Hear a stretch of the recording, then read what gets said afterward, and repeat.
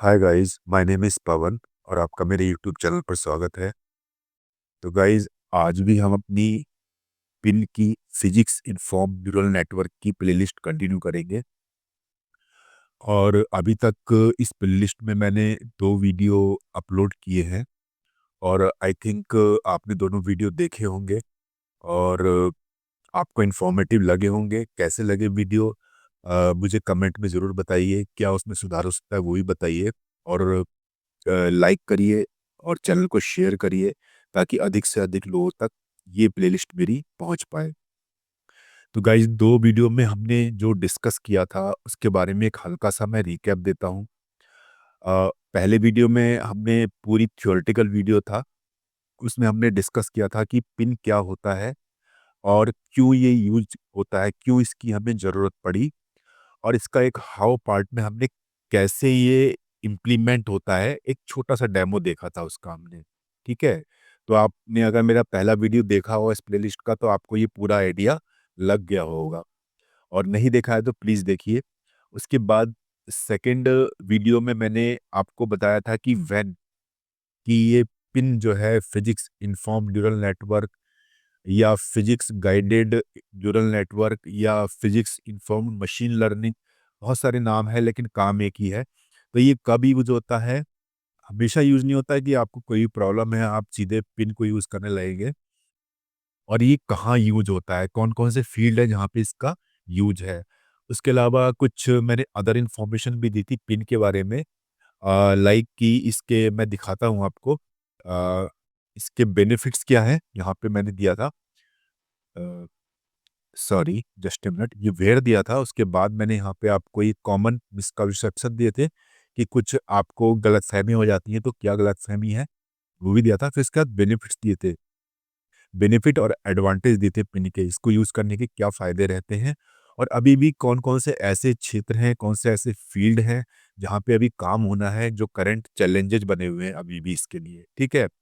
तो ये दिया था मैंने और साथ में आपको ये समरी दी थी मैंने। इसके अलावा मैंने आपको थोड़ा-सा एक लाइब्रेरीज़ का जो पाइथन के मॉड्यूल्स कहते हैं जिन्हें हम, और बेसिकली अगर आप कोडिंग जानते हैं तो बहुत अच्छी बात है, लेकिन जो नहीं जानते हैं, जो बिगिनर हैं अभी कोडिंग में, तो उनके लिए बता दूँ कि कोई भी लाइब्रेरी होती है किसी भी लैंग्वेज की, उसे मॉड्यूल्स भी बोलते हैं। तो एक तरह से ये टूल बॉक्स होता है। जैसे एक इलेक्ट्रीशियन होता है, उसका अपना टूल बॉक्स है, पेचकस है, प्लायर है या और चीज़ें हैं, ठीक है? जैसे एक सर्जन होता है, उसका एक सर्जरी बॉक्स होता है, तो ऐसी पाइथन में जो लाइब्रेरीज़ या मॉड्यूल्स होते हैं, एक तरह का टूल बॉक्स होते हैं ये, ठीक है? अलग-अलग लाइब्रेरीज़ हैं, तो अलग-अलग टूल बॉक्स हैं, उसके अंदर अलग-अलग टूल मिलते हैं काम करने के लिए।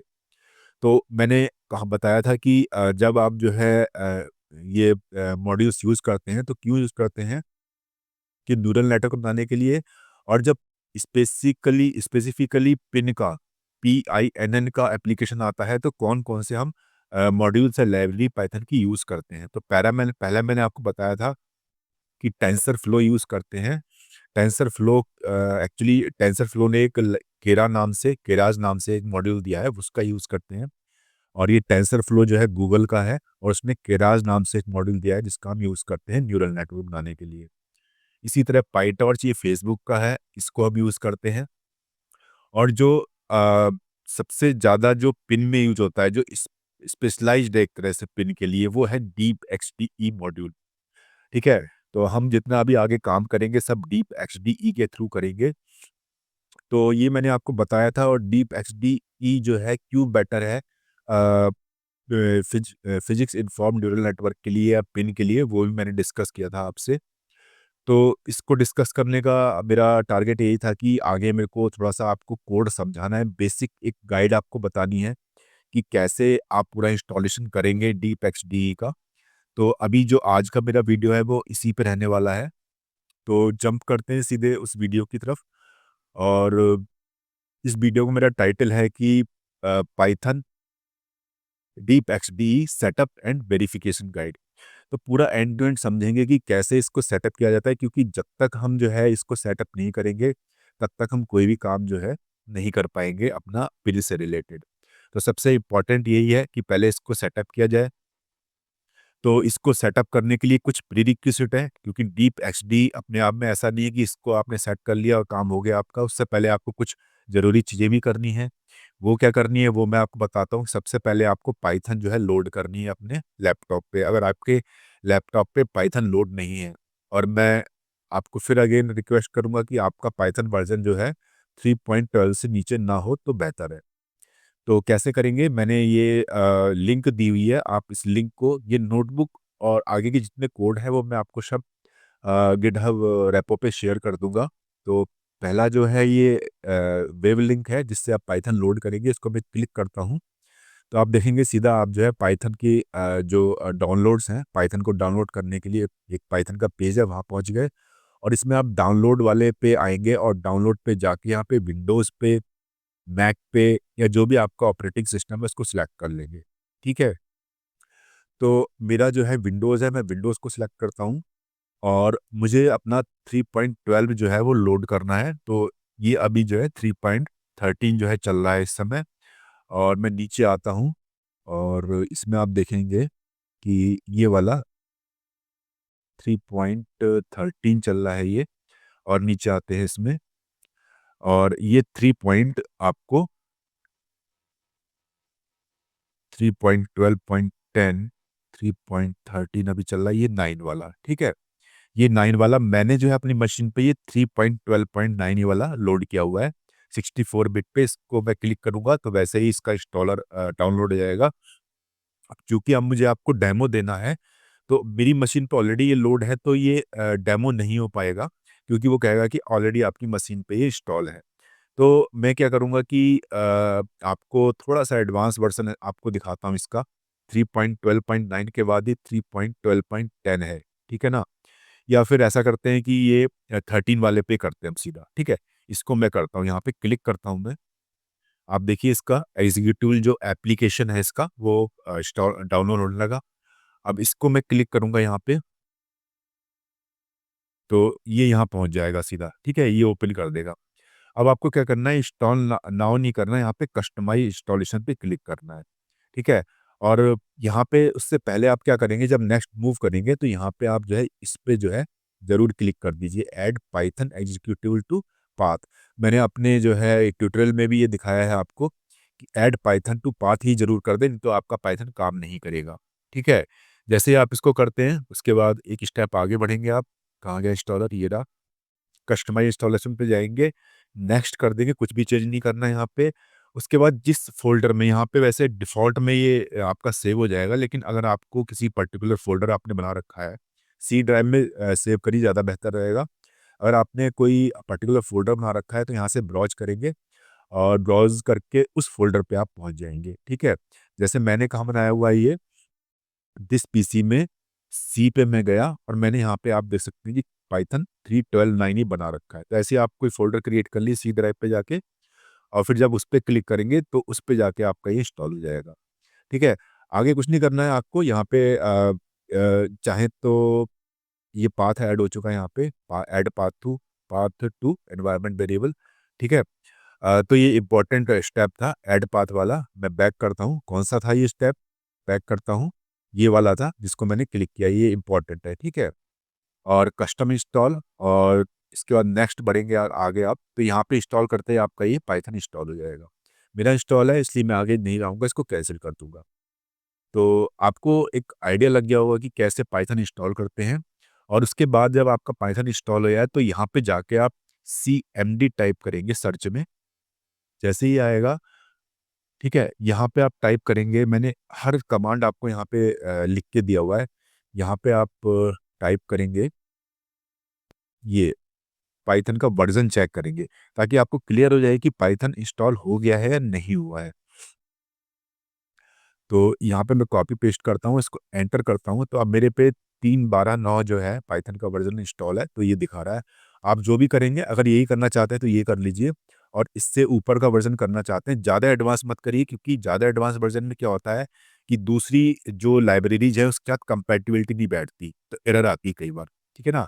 तो कोशिश करिए आप भी 3/12 कर लीजिए, कोई दिक्कत नहीं है। तो मैं इसको क्लोज़ करता हूँ, मेरी पाइथन इंस्टॉल है इस पे। सबसे पहला काम पाइथन इंस्टॉल करना है। उसके बाद पाइथन इंस्टॉल हो गया, क्योंकि सारा काम पाइथन में होना है। उसके बाद नेक्स्ट ये कि अगर आप कोडिंग कर रहे हैं तो कोडिंग लिखने के लिए आपको जो न्यूरल नेटवर्क बनाना है या प्रॉब्लम सॉल्व करनी है, कोई नोटबुक तो चाहिए ना। तो उसके लिए जो है हम बीएस कोड करके आता है माइक्रोसॉफ्ट का ये प्रोडक्ट, तो उसको हम जो है बीएस कोड को हम जो है यहाँ पे ये वाला, ठीक है, बीएस कोड को इंस्टॉल करते हैं। तो उसका भी मैंने जो है ये लिंक दिया हुआ है, यहाँ पे क्लिक करेंगे और ये डाउनलोड फॉर विंडो करेंगे तो यहाँ पे आ गया। देखिए आपका ये इंस्टॉलर जो है यहाँ पे डाउनलोड होना शुरू हो गया। तो वेट करते हैं। हालांकि इसका भी सब कुछ सेटअप वैसे ही है, पाइथन की तरह है, ठीक है ना। तो आप नेक्स्ट नेक्स्ट करते जाएंगे और आपका अल्टीमेटली इंस्टॉल हो जाएगा। तो ये दूसरा स्टेप है जो आपको करना है। तो इसको मैं क्लिक करता हूँ तो अभी इंस्टॉलर इसका आएगा। तो इसमें कह रहा है कि setup has detected that visual studio code is currently running. क्योंकि मैंने पहले से ही इसको इंस्टॉल कर रखा है तो ये दिखा रहा है यहाँ पे कि ऑलरेडी रन कर रहा है। तो मेरे को रन इंस्टॉल नहीं करना है तो मैं नहीं करूँगा, लेकिन आप इस तरह से इसको आप इंस्टॉल कर सकते हैं, ठीक है ना। कैंसिल करता हूँ, मैं इसको क्लोज करता हूँ यहाँ से। और फिर से आते हैं अपनी पाइथन नोटबुक पे जो वन नोट नोटबुक है, इस पे आपको ट्यूटोरियल सिखा रहा हूँ मैं, ठीक है। और इसमें भी सेम पाथ वाला जो है ना, ये वाला, ये पाथ आप इसको भी आप सेव करेंगे, ऐड टू पाथ करेंगे और open with code to context menu, ठीक है। ये चीज़ें आपको जब इंस्टॉल करेंगे ना, ये 3 चीज़ें आपको दिखाई देंगी। 2 चीज़ें दिखाई देंगी। पहले तो ये आप open with code to context menu ये आप ऐड कर देंगे। ऐसी ऐड टू पाथ वाला जैसे मैंने पाइथन बताया था वो भी आप करेंगे। उसके बाद ही इंस्टॉल बटन आप दबाएँगे, ठीक है ना। क्योंकि पाथ के इश्यू बड़े हैं। पाथ का इश्यू एक्चुअली क्या होता है कि जब हम काम करते हैं कोड पे अपना, तो वो क्या करता है कि इन जो हमने इंस्टॉल किया उसको डिटेक्ट नहीं कर पाता। उसको पता नहीं है कि वो किस जगह पे आपका इंस्टॉल हुआ है। तो पाथ का फंक्शन इतना ही होता है कि वो एक तरह से पाथ बता देता है कि भई यहाँ पे इंस्टॉल हुआ है। तो जब भी आपका कोड चलता है तो वहाँ से ये जो भी इंस्टॉल है ये ले लेता है। जो भी टूल बॉक्स है उसको उठा लेता है। ठीक, राइट? अब एक्सटेंशन है। एक्सटेंशन मैं आपको दिखाता हूँ कि open VS Code go to extension ना भी करें तब भी काम चलेगा। तो क्या होता है कि इसमें कर लेते हैं। मैंने एक पाइथन का बनाया हुआ है, ये कोड भी मैंने पहले से लिख के रखा हुआ है कुछ समझाने के लिए आपको। तो इसमें आप यहाँ पे जाएंगे, ये वाला ये एक्सटेंशन आ रहा है आपका, ठीक है ना। ये भी आपको दिखाऊंगा कैसे वीएस कोड ओपन करते हैं। तो यहाँ पे आप क्लिक करेंगे तो ये पाइथन का यहाँ पे जो एक्सटेंशन है आप उसे जो है क्लिक करेंगे तो ये इंस्टॉल हो जाएगा। नहीं भी करेंगे तो कुछ कई बार ये ऑटोमेटिकली हो जाता है, मैंने नहीं किया हुआ है। तो ना भी करेंगे तो काम चलेगा। फिर भी करते हैं एक बार को। तो इंस्टॉल है, आप देख सकते हैं अनइंस्टॉल के लिए बोल रहा है मुझसे, पहले से इंस्टॉल है ये, ठीक है। तो वापस आ जाते हैं, फिर से जाते हैं अपनी नोटबुक पे। तो ये काम कर सकते हैं आप। अब जो है वर्चुअल एनवायरनमेंट की बारी आती है। आपने पाइथन इंस्टॉल कर लिया, वीएस कोड इंस्टॉल कर लिया। अब आता है कि आपको काम करना है। तो काम करने के लिए, कोड लिखने के लिए आपको एक फ़ोल्डर बनाना पड़ेगा। मैं आपको एक फ़ोल्डर बना के दिखाता हूँ यहाँ पे। ऑलरेडी मैंने एक ट्यूटोरियल बना के रखा हुआ है यहाँ पे कोडिंग फ़ोल्डर। मैं नया बनाता हूँ यहाँ पे और इसका नाम रखता हूँ मैं डेमो, राइट? मैंने डेमो फ़ोल्डर इसका नाम रखा। अब ये जो ऑलरेडी मेरा बना हुआ है इसको मैं क्लोज़ कर देता हूँ। ठीक है, हालाँकि फिर से ही खुलेगा, जो लास्ट आपका खुला था वही खुल जाता है। जब मैं इसको यहाँ पे मेरा वीएस कोड ओपन है, सर्च में जाएँगे, वीएस कोड ओपन है, मैं इसको करता हूँ यहाँ पे, ठीक है, आपको आपके लास्ट वाले पे ले जाता है ऑटोमेटिकली। तो मैं क्या करूँगा, फाइल पे क्लिक करूँगा, यहाँ फ़ोल्डर पे क्लिक करूँगा, ठीक है? और ये जो है मैं ये डेमो जो फ़ोल्डर बनाया है मैंने अभी नया अपना, ठीक है? यहाँ पे क्लिक करूँगा, सिलेक्ट फ़ोल्डर करूँगा, ठीक है? तो ये आप देख सकते हैं ये वाला फ़ोल्डर जो है कैपिटल लेटर में नाम कर दिया इसने, यहाँ पे सिलेक्ट हो गया है। ये बाकी की चीज़ें मैं क्लोज़ करूँगा, जो यहाँ पे ये चीज़ है क्लोज़ कर दिया मैंने। अब मैं क्या करूँगा, यहाँ पे 3 डॉट दिए हुए हैं, यहाँ पे जाऊँगा, टर्मिनल में जाऊँगा और यहाँ पे न्यू टर्मिनल, ठीक है?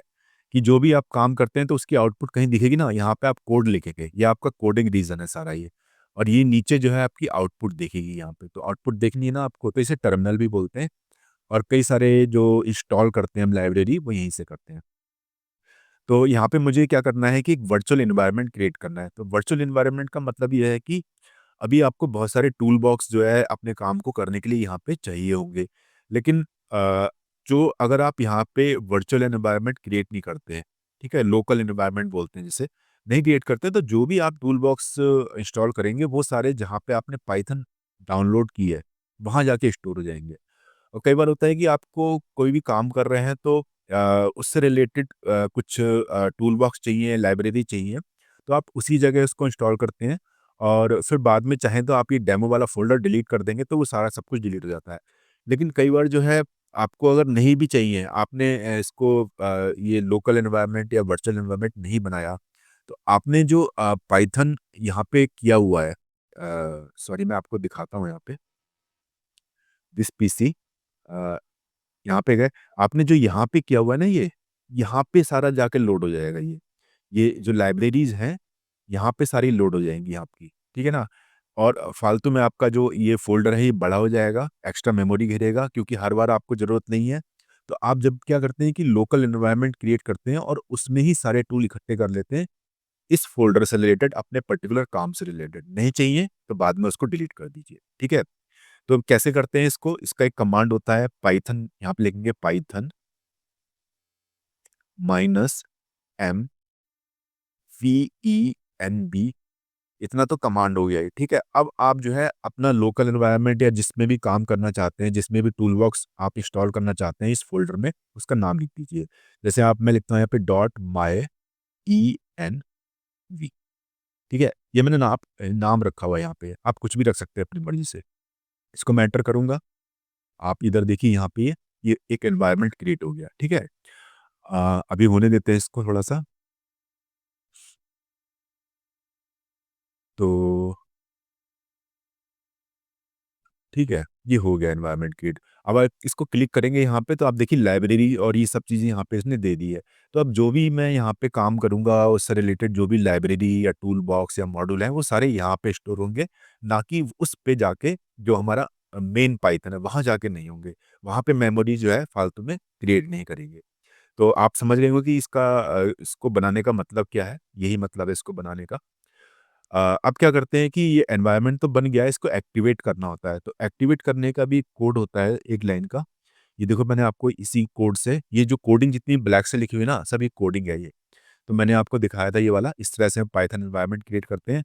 अब क्या करेंगे कि जो भी हमने एनवायरनमेंट क्रिएट किया उसको एक्टिवेट करेंगे। जब तक एक्टिवेट नहीं होगा तो उसके अंदर काम नहीं होगा, ठीक है? ये कुछ रूल्स हैं जो आपको फॉलो करने पड़ते हैं। तो मेरा क्या था नाम उसका, डॉट माय ईएनबी, यही नाम रखा था मैंने। उसके बाद जो मैंने कॉपी किया है यहाँ पे, ये बैकवर्ड स्लैश स्क्रिप्ट्स एक्टिवेट, इसको एंटर करेंगे, ठीक है? अब देखिए यहाँ पे ये जो है आपका माई ईएनबी पहले ही लिख के आ गया, इसका मतलब ये आपका वर्चुअल एनवायरनमेंट जो है एक्टिवेट हो गया है, ठीक है? तो इतना काम आपको ज़रूर करना है। जब भी आप कोडिंग करने जा रहे हैं तो आपको एक फ़ोल्डर बनाना है, लोकल एनवायरनमेंट क्रिएट करना है और उसको एक्टिवेट करना है, ठीक है? तो ये काम हो गया है और ठीक है, अभी मैं इसको क्लोज़ करता हूँ, मुझे इसकी ज़रूरत नहीं है, ठीक है? ये काम हो गया है और इसमें मैंने कई बार होता है ना कि आपकी विंडो मशीन है तो ये करेंगे और आपकी लिनक्स या मैक मशीन है, तो आप इस तरह से ये कोड लिखेंगे। मैंने दोनों का दिया हुआ है यहाँ पे, ठीक है? अब थोड़ा-सा डीप एक्सडी के बारे में थोड़ा डिटेल में इंट्यूशन लेते हैं, जानकारी लेते हैं क्या होती है। तो डीप एक्सडी जो फिगर में आप देख रहे हैं कि लाइब्रेरी है और सबसे पहला जो काम है उसका, ये फिजिक्स इन्फॉर्म्ड न्यूरल नेटवर्क बनाने का काम आती है। और उसमें क्या होता है, 2 चीज़ें होती हैं कि वो फिजिक्स के फ़ॉर्मूले को, यहाँ पे आप देखिए मैं हैंड बना लेता हूँ। ये फिजिक्स के फ़ॉर्मूले को और डेटा को कंबाइन करती है, ठीक है? सिंपल न्यूरल नेटवर्क क्या होता है, वो सिर्फ़ डेटा पे काम करता है। दूसरा ये है कि ये मल्टीपल बैकएंड को सपोर्ट करती है। अब आप कहेंगे कि बैकएंड क्या होता है? बैकएंड का मतलब ये है कि इस लाइब्रेरी को काम करने के लिए कुछ बैक में सपोर्ट चाहिए, ठीक है? तो किसका सपोर्ट लेती है वो? 3 लाइब्रेरी हैं पाइथन की जिनका मैंने ज़िक्र किया था पहले भी, टेंसरफ्लो, पाइटॉर्च, शायद जैक्स का नहीं किया था, जैक्स भी एक है। तो फिलहाल जो है टेंसरफ्लो और पाइटॉर्च आप जानते हैं, ये जैक्स एक नई है। तो ये काम करने के लिए इनका पाइथन, ये भी पाइथन की लाइब्रेरी, इनका सपोर्ट लेती है बैक में, ठीक है? और तीसरा फ़ायदा क्या है डीप एचडी लाइब्रेरी का कि easy parser differential equation solve. Solving, ये इनको बहुत ईजिली सॉल्व कर लेती है। इसमें एक ऑटोमेटिक डिफरेंशिएशन का जो है फंक्शन मैंने आपको पहले वीडियो में बताया था। और दूसरी बात है कि ज्योमेट्री जो है हैंडलिंग बहुत ईजिली कर लेती है, क्योंकि ज्योमेट्री का मतलब ये है कि आपकी कोई भी फिजिक्स की प्रॉब्लम होगी, 1 डायमेंशन, 2 डायमेंशन, 3 डायमेंशन, मतलब एक्स डायरेक्शन में, वाई में, जेड में, या कई बार ज़्यादा भी हो जाती हैं, तो वो इसको इजिली हैंडल कर लेता है। तो इसके फ़ायदे ही हैं, क्योंकि हम जो है फिजिक्स पे काम करने जा रहे हैं, तो इसकी हमें बहुत जरूरत पड़ने वाली है।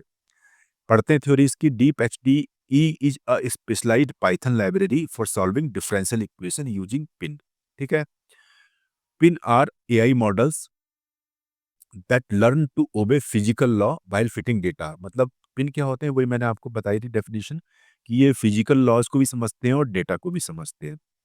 अनलाइक ट्रेडिशनल न्यूरल नेटवर्क, जैसे न्यूरल नेटवर्क होते हैं वो खाली डेटा पे ही ट्रेन होते हैं, फिजिक्स इक्वेशन पे ट्रेन नहीं होते हैं। This combines data driven learning plus physics formula या फिजिक्स कांस्टेंट आल्सो। राइट। आगे बढ़ते हैं। सॉल्विंग ऑर्डिनरी डिफरेंशियल इक्वेशन भी हो सकती है। कैपेबिलिटी क्या होती है, ये भी करता है, पार्शियल डिफरेंशियल इक्वेशन को भी सॉल्व करता है। कॉम्प्लेक्स ज्योमेट्रीज होती हैं, मतलब स्टेट एक्स वाई जेड में है, ठीक है, डायमेंशन 3 है, लेकिन अगर कॉम्प्लेक्स ज्योमेट्री में कई और डायमेंशन भी हैं तो वो भी लेता है। और बाउंड्री कंडीशन जो भी आएंगी आपकी, वो भी इसको भी ऑटोमेटिकली इंक्लूड करता है। सपोर्ट करता है मल्टीपल न्यूरल नेटवर्क को। तो न्यूरल नेटवर्क कौन कौन से, पाईटॉर्च में बन सकते हैं, टेंसर फ्लो में भी, और जैक्स में भी। ठीक है। तो ये हो गया। और provide automatic differentiation for physics constant. Automatic differentiation मैंने आपको फर्स्ट वीडियो में बताया था, और आगे आगे हम मूव करेंगे तो मैं बार बार उस चीज़ को भी रिपीट करूंगा। ठीक है। अब कंप्लीट इंस्टॉलेशन गाइड। अब हमें क्या करना है कि इसको कैसे डीप एच डी को पूरा इंस्टॉल करना है। अभी तक तो पाइथन और हमने क्या इंस्टॉल किया था, वीएस कोड किया था, जहाँ पे हम कोड लिख सके अपना। अब पूरा हमें डीप एक्स डी ई को इंस्टॉल करना है। तो क्या उसकी डायरेक्शन है, तो क्योंकि मेरी मशीन विंडो की है तो मैं विंडो के लिए बता रहा हूँ। तो विंडो इंस्टॉलेशन में क्या होता है कि जीपीयू नीडेड होता है। अगर जीपीयू की आपको आवश्यकता है तो आप जो है पाईटॉर्च का यूज़ करिए, अगर आपको जीपीयू की आवश्यकता नहीं है तो आप टेंसर फ्लो का यूज़ करिए। ठीक है। अ, तो इंस्टॉल पाईटॉर्च विद कुडा। कुडा एक लाइब्रेरी होती है जो जीपीयू को एक्टिवेट कर देती है। अगर आपको सीपीयू है, सेंट्रल प्रोसेसिंग यूनिट है, जीपीयू का मतलब ग्राफिकल प्रोसेसिंग यूनिट है, तो आप जो है टेंसर फ्लो का यूज़ करिए अगर सीपीयू है आपका। मेरा सीपीयू है, लेकिन फिर भी मैं पाईटॉर्च का यूज़ करूंगा, क्योंकि पाईटॉर्च जो है ऑटोमेटिकली डिटेक्ट कर लेगा कि आपका सॉफ्टवेयर, या आपके पास जो है आपकी मशीन में ग्राफिक कार्ड है या नहीं है, या सिंपल सीपीयू, तो ऑटोमेटिकली वो सिलेक्ट कर लेगा। तो कोई मुझे टेंशन लेने की ज़रूरत नहीं है। तो मैं पाईटॉर्च ही यूज़ करने वाला हूँ। और जीपीयू पे क्या होता है कि इसकी ट्रेनिंग फास्ट होती है। जैसे एनवीडिया कार्ड का नाम सुना होगा, वो भी एक तरह का जीपीयू ग्राफिक कार्ड है। तो ट्रेनिंग फास्ट होती है। अगर बहुत कॉम्प्लेक्स प्रॉब्लम है, न्यूरल नेटवर्क बड़ा है, तो ट्रेनिंग फास्ट होती है। इसमें थोड़ी सी स्लो हो जाती है। ठीक है। अब window command run in activated environment. तो हमने जो एक्टिवेट किया था ना अभी कोड में जाके, वर्चुअल एनवायरनमेंट, तो उसके बाद की बात बता रहा है ये, कि क्या क्या हमें विंडो कमांड करनी पड़ेंगी for best performance on window GPU. अगर जीपीयू यूज कर रहे हैं विंडो में तो आपको सबसे अच्छी परफॉर्मेंस मिलेगी। अगर नहीं भी है जीपीयू तो आप सीपीयू का यूज करिए। मैंने जो है दोनों के लिए दिया है। अगर आपका जो है टेंसर फ्लो यूज कर रहे हैं, जीपीयू कार्ड नहीं है, तो ये लीजिए, नहीं तो यहाँ पे सिंपली है आप ये वाला, ये कोड जो ब्लैक बैकएंड में जितना भी लिखा है मैंने, ये सारा आपका कोड है। ठीक है। मैं काम करता हूँ कि अपनी कोड वाली फाइल खोल लेता हूँ जो मैंने बनाई हुई है। यहाँ पे गए। ठीक है। ये तो आपको डेमो के लिए मैंने दिखाया था। मैं अपना जो कोड मैंने लिख के रखा हुआ है, ये वाला पूरा कोड लिखा है, मैं आपको पूरा कोड समझाऊंगा और इसको चला कर भी दिखाऊंगा। ठीक है। तो ये इतना बड़ा जो है, आप एक काम करता हूँ, इसमें ही मैंने वही किया है कि माई एन बी, ये मैंने क्रिएट किया था। और ये दो फाइल और है, बताऊंगा क्यों क्रिएट की मैंने यहाँ पे ई एन बी और ये पाइथन की फाइल। तो पहले इसको साइड वाली चीज़ को मिनिमाइज कर देता हूँ, क्योंकि हमें कोड समझना है। तो सबसे पहला काम यही होता है कि हम कुछ इंस्टॉल करते हैं इसके अंदर। ठीक है ना।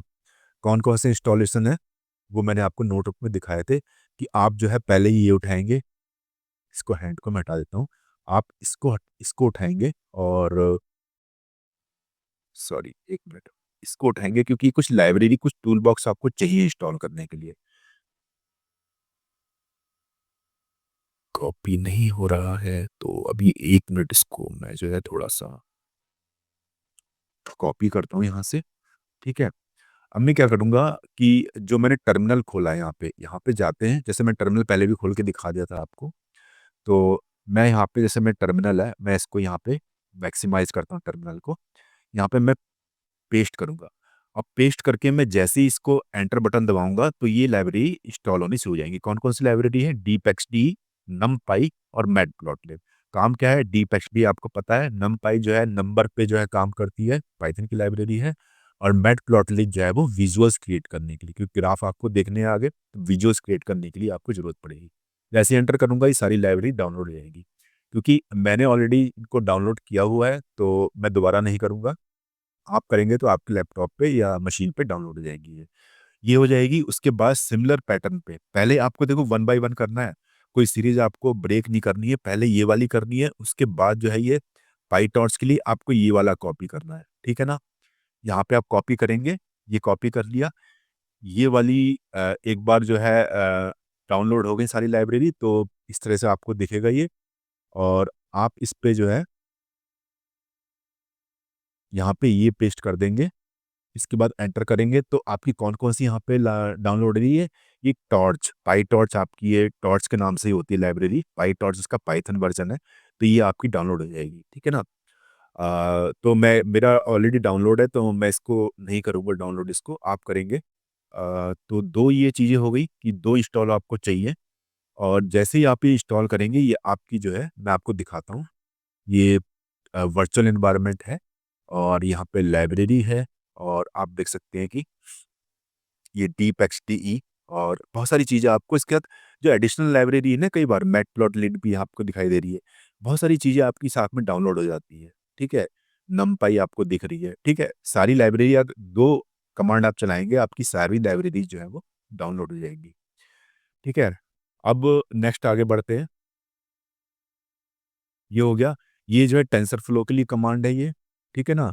ये ऊपर वाला तो आपको चलाना ही चलाना है और बाकी ये अगर टेंसरफ्लो करना चाहते हैं तो ये है और आपकी मशीन अगर लिनक्स और मैक्स है, तो उसके लिए जो है ये वाली कमांड है और अगर टॉर्च के साथ करना चाहते हैं तो ये वाली है। सारी चीज़ें मैंने दे दी हैं, जो भी आप लैपटॉप यूज़ करते हैं, जिस भी ऑपरेटिंग सिस्टम का है, वो ये है आपका। अब आगे बढ़ते हैं, आपका बेसिक जो है वो लाइब्रेरी आपकी इंस्टॉल हो चुकी है। जो टूल हैं, जितने भी टूल बॉक्स हैं अभी और उसके अंदर टूल्स हैं, वो सारे आपके इंस्टॉल हो चुके हैं। अब वो क्या करेंगे कि थोड़ा-सा थ्योरी पढ़ते हैं यहाँ पे कि बैकएंड सिस्टम एक्सप्लेन। जो बैकएंड सिस्टम में ब बार-बार बैकएंड की बात कर रहा हूँ, कैसे काम करता है कि आप यहाँ कोड लिखेंगे, कहाँ कोड लिखेंगे मैंने यहाँ पे लिखा हुआ है, इसको पूरे कोड को मैं आपको बताऊँगा क्या है कोड ये, ठीक है? तो ये आपका जो है कोड है। अब कोड जो आपका यहाँ पे लिखा हुआ है ये अ जो है जाएगा डीप एक्सडी के पास और डीप एक्सडी को अपना काम करने के लिए बैकएंड में ज़रूरत पड़ती है पाइटॉर्च की, टेंसरफ्लो की या जैक्स की। इन तीनों में से उसे चाहिए कोई एक। अगर ये नहीं है, तो ये आपकी डीप एक्सडी काम नहीं करेगी और डीप एक्सडी काम नहीं करेगी तो आपका कोड बेकार है। और उसके पीछे और जाएँ, ये सब बैकएंड चलता आ रहा है। इसके पीछे अगर और जाएँ, बैक में जाएँ तो ये तीनों लाइब्रेरी जो है या तो सीपीयू कंप्यूटिंग पावर का यूज़ करेगी या ग्राफिक कार्ड का यूज़ करेंगी, ठीक है ना? अगर आपका ग्राफिक कार्ड है तो ग्राफिक कार्ड, इसमें ट्रेनिंग फास्ट होती है, कॉम्प्लेक्स आप नेटवर्क बनाएँगे, कॉम्प्लेक्स प्रॉब्लम है, जल्दी सॉल्व हो जाएगी, नहीं तो आप सीपीयू करेंगे। तो आपको बैकएंड का पूरा सिस्टम समझ आ गया। थोड़ी-सी थ्योरी देख लेते हैं इसकी। बैकएंड द कंप्यूटेशनल इंजन होता है एक तरह का that powers neural network operation, ठीक है? इसमें टेंसरफ्लो यूज़ कर सकते हैं, पाइटॉर्च यूज़ कर सकते हैं और जैक्स यूज़ कर सकते हैं, ठीक है? टेंसरफ्लो जो है गूगल का फ्रेमवर्क है और पाइटॉर्च जो है फेसबुक का और जैक्स अगेन जो है वो गूगल का नया फ्रेमवर्क है। इसके अलावा आजकल जो बहुत ज़्यादा यूज़ हो रही है वो पैडल करके एक जो है वो यूज़ हो रही है। यहाँ पे जैसे हमने जैक्स तक करा है तो पैडल भी ऐड कर सकते थे। तो हालाँकि मैं जो यूज़ करूँगा पाइटॉर्च का यूज़ करूँगा, लेकिन इस समय जो है पैडल जो है बहुत ज़्यादा यूज़ हो रही है। आगे की वीडियो में कभी जो है प्लेलिस्ट पूरी बनेगी तो मैं पैडल को भी यूज़ करूँगा और उसमें भी कुछ नहीं, जैसे हमने पाइटॉर्च इंस्टॉल किया था, वैसे ही पैडल को भी इंस्टॉल कर लेंगे और कोई ख़ास अंतर नहीं है। तो ये क्या है, ये Baidu deep learning 1 minute Baidu deep learning framework है। बायडू का ये डीप लर्निंग फ्रेमवर्क है, optimized for large scale training and strong support for industry application, ठीक है? इसलिए ज़्यादा इस समय जो है यूज़ हो रही है। हम इसके भी करेंगे। फिलहाल मैंने टेंसर फ्लो को छोड़ के पाइटॉर्च यूज़ कर रहा हूँ और आगे के वीडियो में मैं पैडल को भी आपको करके दिखाऊंगा। तो बैकएंड भाई बैकएंड चॉइस मैटर्स क्यों हम यूज़ करते हैं, क्यों इसकी चॉइस मैटर करती है कि different backend have different performance characteristic. ठीक है ना? कि किसी में जो है आपकी कंप्यूटिंग पावर अच्छी होती है, जैसे पाइटॉर्च में, किसी में कोड अगर आपका काम नहीं कर रहा है तो उसको डिबग करना आसान हो जाता है। और बहुत सारी चीज़ें हैं, इसमें बता भी रखा है कि अगर आप बिगिनर हैं तो टेंसरफ्लो यूज़ करिए। लेकिन पाइटॉर्च भी यूज़ करेंगे तो चलेगा, क्योंकि पाइटॉर्च जो है वो सीपीयू पे भी काम करेगा, जीपीयू पे भी, और टेंसरफ्लो आपका सीपीयू पे काम कर रहा है। ठीक है? ये हो गया।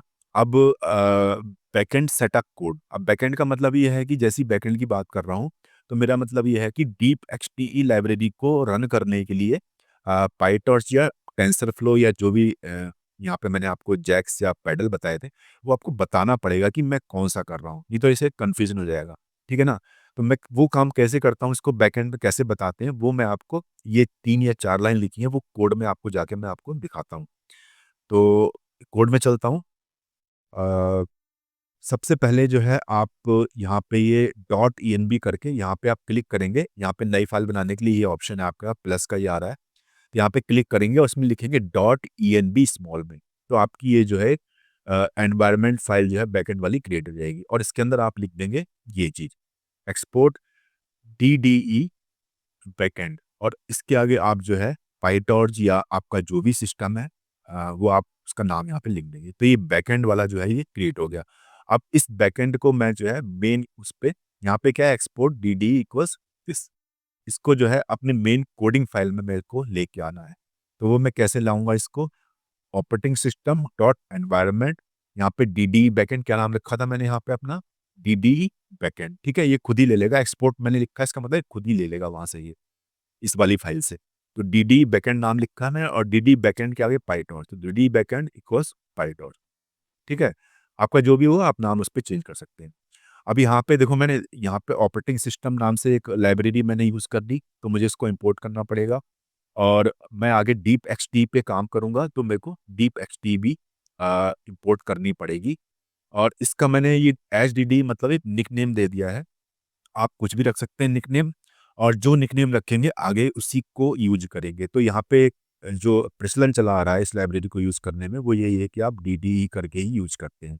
तो मैंने भी डी डी रखा है, ताकि किसी को कोई कन्फ्यूज़न ना हो कि उस वीडियो में या उस क्या नाम है, गूगल में या जहाँ भी है कि ये लिखा हुआ है, आपने ये क्यों लिखा है। तो आप ये समझिए कि पैटर्न है लिखने का इसको, और मैं भी इसी पैटर्न को फ़ॉलो करूँगा। आप कुछ और लिखेंगे तब भी चलेगा, लेकिन आगे आपको उसी नाम को यूज़ करना है।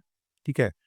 तो यहाँ पे मैंने लिखा भी हुआ है कि आप अदर जो है जितना भी ग्रीन कलर से आपको दिख रहा है ना, ये कमेंट्स हैं, थ्योरी है एक तरह की। और ये आपको कोड नहीं है, आपको समझाने के लिए लिखा हुआ है। और जितना भी ये आपको थोड़ा-सा शाइनिंग करता हुआ दिख रहा है, ये सिर्फ़ कोड है। कोड सिर्फ़ इतना ही है फिलहाल, क्योंकि आपको मुझे फिलहाल सेटअप दिखाना है। तो बैकएंड में जो है वो टेंसरफ्लो भी है, जैक्स भी है और पैडल भी है। मैं पाइटॉर्च का यूज़ कर रहा हूँ इस समय, तो ये पाइटॉर्च है। ठीक है? और उसके बाद मैंने एक प्रिंट करा लिया है कि बैकएंड का नाम क्या है, पता लग जाए हमको कि कौन-सा बैकएंड यूज़ कर रहे हैं। तो ये कोड लिखने का तरीका होता है, आप पाइथन जानते हैं तो इसको समझ जाएँगे, और नहीं भी जानते हैं आप जो है ब्लाइंडली इसको कॉपी पेस्ट भी कर सकते हैं। और जितना भी मैं कोड दूँगा ब्लाइंडली आप कॉपी पेस्ट करते हैं तब भी काम चल जाएगा इसका। ठीक है ना? तो ये खाली ये जाँच करने के लिए है कि वास्तव में मेरा कौन-सा बैकएंड यूज़ हो रहा है। ठीक है ना? तो ये हो गया। उसके बाद आगे चलते हैं। ये भी कमेंट है, प्रिंट कमांड है, इसमें कोई कोड नहीं है। अब आगे चलते हैं, ज्योमेट्री की बात आती है। ये हो गया।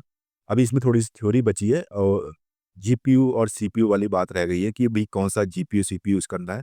तो इसमें जो है क्या होता है कि ये जो डीप एक्सडी लाइब्रेरी है, वो आपकी सीपीयू या जीपीयू, आपकी जो लैपटॉप है या मशीन है, उसमें ग्राफिक कार्ड है या सिंपल जो है सीपीयू है, वो ऑटोमैटिकली इसको डिटेक्ट कर लेता है। तो आपको इसके लिए टेंशन लेने की ज़रूरत नहीं, वही इसमें बताया गया है कि ऑटो हार्डवेयर मैनेजमेंट।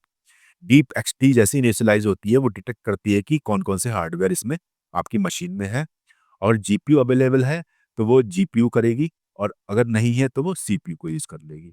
ठीक है?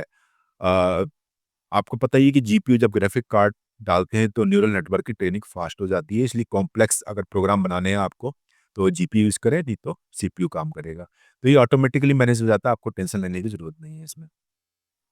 वही उसकी थ्योरी यहाँ पे दी हुई है, आप इसको पढ़ लीजिए। इसमें लिखा है कि जीपीयू के बेनिफिट ये है कि ये पैरेलल प्रोसेसिंग होती है, कि मतलब अगर 10 काम है तो ऐसा नहीं है कि क्यू में लगा हुआ है काम, पैरेलली काम चल रहा है, और 10 से 50 गुना फास्टर होती है इसमें ट्रेनिंग, ठीक है? छोड़ते हैं इसको, आगे बढ़ते हैं। अब जो है टेस्टिंग करनी है, लाइब्रेरी हम ले आए डीपएक्सटी की, तो टेस्टिंग करनी है। तो ये कोड मैंने अभी आपको दिखाई दिया था वो चला के ऊपर वाला, मतलब चलाया नहीं था, आपको टाइप करके दिखा दिया था कि इस तरह से काम कर रहा है। इसको पूरे कोड को मैं चला के भी दिखाऊंगा एक बार। और उसके बाद आते हैं हम ज्योमेट्री पे। तो जैसे मैंने कहा था ना कि आपने डीडीई कर लिया, तो आप डीडीई ही यूज करेंगे आगे भी, जब भी डीप एचडी की आपको जरूरत पड़ेगी। तो ये कह रहा है कि ज्योमेट्री डॉट इंटरवल, मतलब जो भी आपकी फिजिक्स की इक्वेशन है, ठीक है, वो किसी ना किसी इंटरवल में डिफाइन होती है। तो यहाँ पे 0 और 1 दिया हुआ है, ठीक है। तो ये सिंपल ज्योमेट्री है, 1 डायमेंशन की है, ठीक है।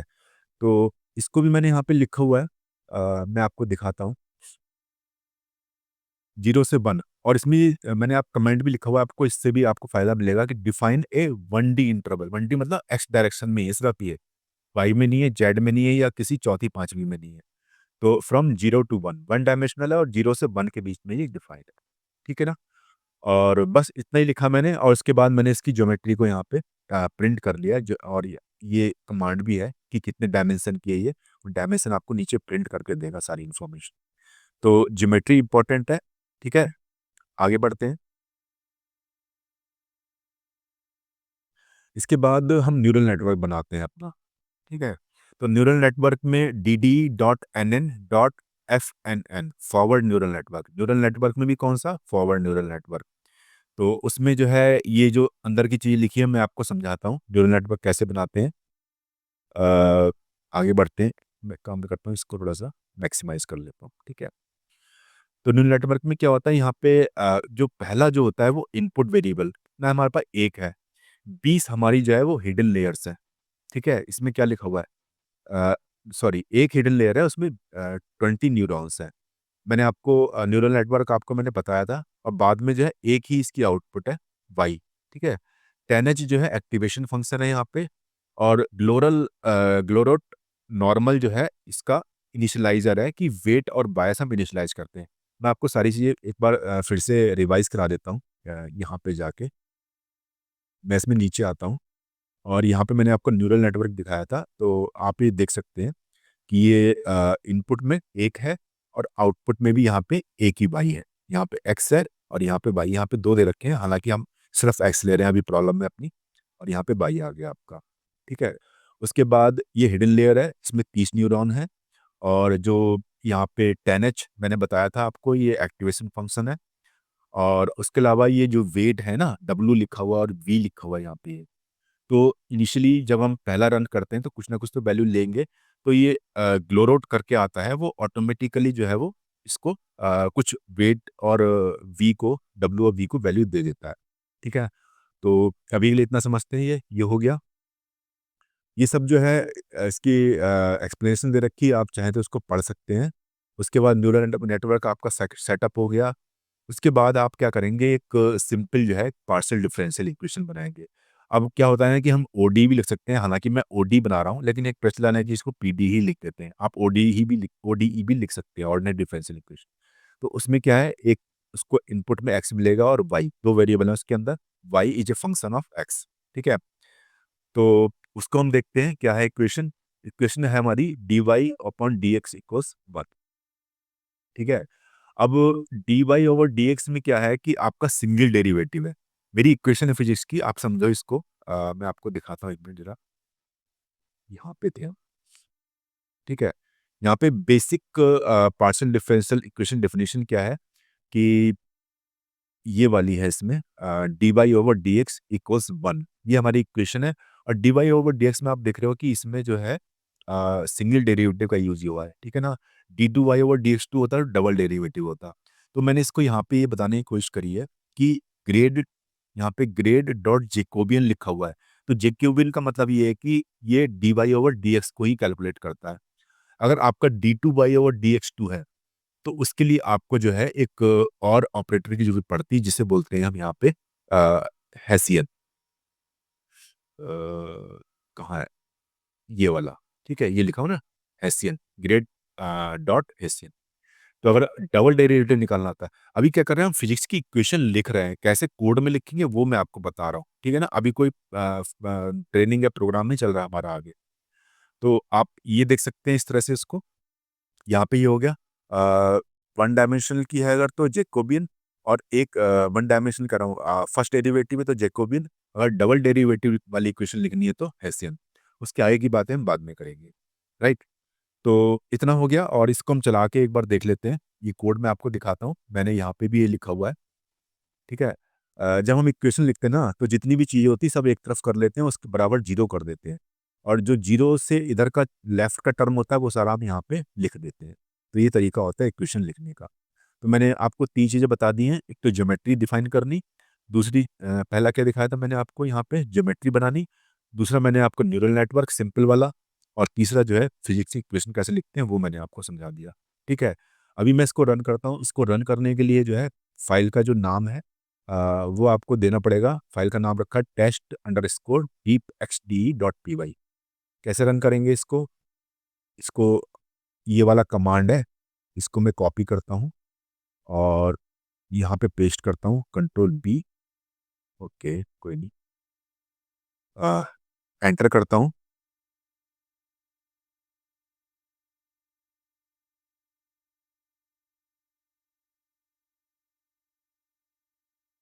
ठीक है। तो कौन सा बैकएंड मैंने जो लिखा था कि पाइटॉर्च वाला यूज कर रहा है, और उसके अलावा जो है सॉरी जस्ट ये वाला, ठीक है, ये हो गया। अब ज्योमेट्री की डायमेंशन मैंने टाइप करी थी, ठीक है, वो 1 थी, क्योंकि एक डायरेक्शन में ले रहे हैं हम, और बस दैट्स इट। मैंने एक दो चीज़ें ही टाइप कराई थी उसमें, वो सब इसने दे दी है कि बैकएंड में हम पाइटॉर्च यूज़ कर रहे हैं, और जो भी हमने फिजिक्स की इक्वेशन लिखेंगे वो खाली एक्स पे डिपेंडेंट है, वन डायमेंशन, ठीक है। तो ये बेसिक सेटअप पूरा हो गया। इसके अलावा आज हम जैसे जैसे हमारी प्रॉब्लम्स आती जाएंगी वैसे वैसे हम कोड को थोड़ा सा रिफाइन करते जाएंगे अपना, ठीक है। तो अभी वापस हम आते हैं यहाँ पे, ये काम हमारा हो चुका है, यहाँ तक मैंने लिख दिया है। अब आप देखिए वर्कफ्लो कैसे काम कर रहा है। डीपक्स टी को स्टार्ट किया, पार्शियल डिफरेंशियल इक्वेशन बनाई, ज्योमेट्री बनाई, ठीक है ना, बाउंड्री कंडीशन बनाएंगे आगे हम, उसके अलावा न्यूरल नेटवर्क भी हमने बना लिया है। फिर आगे मॉडल की ट्रेनिंग होगी, बाद की स्टेप है। फिलहाल हमने बेसिक चीज़ें हमने सीख ली हैं कि कैसे हम ज्योमेट्री सेट करते हैं, कैसे हम जो न्यूरल नेटवर्क बनाते हैं, और कैसे हम जो है ये अ, जो फिजिक्स की इक्वेशन है वो हम कैसे लिखते हैं। 3 चीज़ें आपने सीख ली इसमें। तो उससे जुड़ी थ्योरी है, आप पढ़ लीजिए इसको। अगर कोई प्रॉब्लम आ रही है कोड चलने में तो आप ये चीज़ें ट्राई कर सकते हैं। अगर हमारे साथ आगे आएँगी तो हम भी करेंगे इसको। लेकिन थ्योरी है तो आपको पढ़ लेना चाहिए इसको एक बार। और ये समरी है कि सेटअप पाइथन वर्चुअल एनवायरनमेंट ये हमने कर लिया है। उसके अलावा हमने डीप एक्सडी जो है वो भी हमने देख ली क्या लाइब्रेरी है।